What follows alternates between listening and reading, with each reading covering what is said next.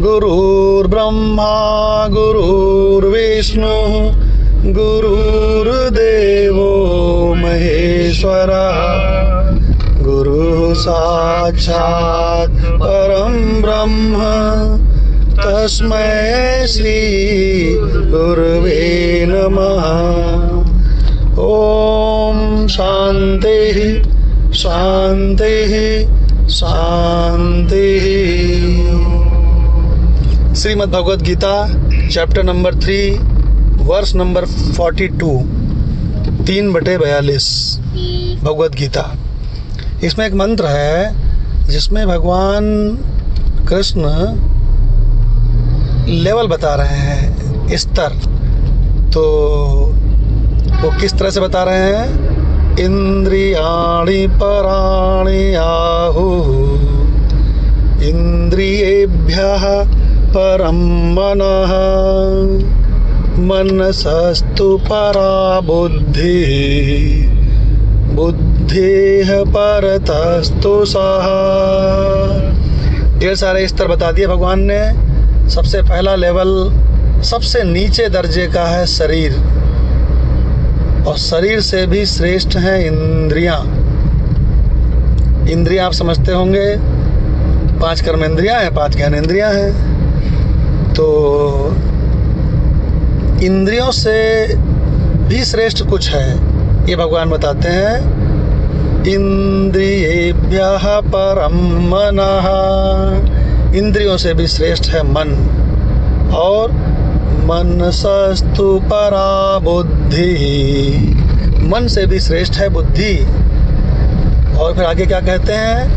बुद्धिः परतस्तु सः, बुद्धि से भी श्रेष्ठ है वाह। अब ये एक रहस्य है कि बुद्धि से भी श्रेष्ठ है क्या? तो कहते हैं बुद्धि से भी श्रेष्ठ है वाह। वाह मतलब आत्मा। तो आप इसको समझते हैं कि शरीर से श्रेष्ठ है इंद्रियां। अगर आपकी किसी से शर्त लग जाए कि हम आपका 100 ग्राम मांस काटेंगे अगर हम शर्त जीतेंगे, और अगर हम शर्त हारेंगे तो अपना 100 ग्राम मांस शरीर से कटवाएंगे, तो कहाँ से कटवाओगे? जहाँ पे इंद्रियां हैं, मतलब आँख है, कान है, नाक है, मुंह है, यहाँ से कटवाओगे कि इनको बचाते हुए कटवाओगे? इनको बचाते हुए ही कटवाओगे निश्चित रूप से। तो इसका मतलब ये हुआ, ऐसा क्यों कर रहे हो? क्योंकि इंद्रियां श्रेष्ठ हैं। अरे इनको बचा के काट लेना भाई, इंद्रियां श्रेष्ठ हैं इसलिए उसको बचाया जा रहा है। अब इंद्रियों से भी श्रेष्ठ है मन। क्यों श्रेष्ठ है? क्योंकि जिस इंद्रिय के साथ में मन होता है वही एक्टिवेट होती है। जैसे किसी ने आपसे कुछ कहा तो आपका मन कहीं और हो तो आपको सुनाई थोड़ी पड़ेगा, सुनाई ही नहीं पड़ेगा। कान खुले हैं, आवाज़ आई लेकिन तुमको नहीं सुनाई पड़ी। क्यों? क्योंकि मन कहीं और था। कितनी महत्वपूर्ण बात है। तो इसका मतलब मन जिस इंद्रिय के साथ होता है वो ही एक्टिवेट होती है। इसीलिए भगवान कह रहे हैं इंद्रियेभ्यः परं मनः, इंद्रियों से भी श्रेष्ठ है मन। और फिर भगवान कहते हैं मनसस्तु परा बुद्धि, ये मन सबसे श्रेष्ठ थोड़ी है, मन से भी श्रेष्ठ है बुद्धि। कैसे? अगर मन से तुम कहीं फंस जाओ, तुमको कोई वैश्या फंसा ले, तुम किसी गलत चक्कर में फंस जाओ, है ना, किसी स्मगलर के चक्कर में फंस जाओ, लालच दे के फंसा ले, तो तुमको उस वैश्या के पास से, उस गंदे आदमी के पास से निकाल के कौन ला सकता है? जो मन से भी श्रेष्ठ हो वो ला सकता है। कि अरे हम कहाँ इसके चक्कर में फंस गए ससुरे के, हम तो बहुत अच्छे माँ बाप के, बहुत अच्छे संस्कारवान हैं, कहाँ इसके चक्कर में पड़ गए ससुरे के।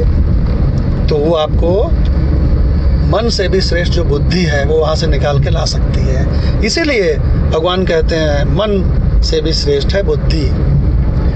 अब बहुत महत्वपूर्ण बात आ गई, कान धर के सुनो।